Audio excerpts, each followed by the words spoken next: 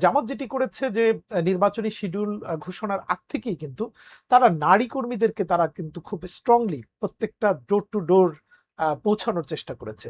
এবং আমরা এর আগেও যে ৩টি নির্বাচন, বিশেষ করে ১৪, ১৮ এবং ২৪-এ যেটি আমরা দেখেছি যে মানুষের কাছে গিয়ে ভোট চাওয়া, এটির কোনো ট্রেন্ড আমাদের চোখে তখন পড়েনি। কিন্তু এবারে কিন্তু জামাত বিএনপি সমান তালে কিন্তু বাড়ি বাড়ি যাচ্ছে, মানুষের ভোট কিভাবে আনতে হয় সেটিকে তারা মানে আগ্রহ তৈরি করার চেষ্টা করছেন। এবং এবারে জামাতের কয়েকটি সমাবেশে আমার অংশগ্রহণ করে আমি যেটি দেখলাম যে অতীতে এটি আমার চোখে পড়েনি যে জামাতের কোনো সমাবেশে নারীদের অংশগ্রহণ।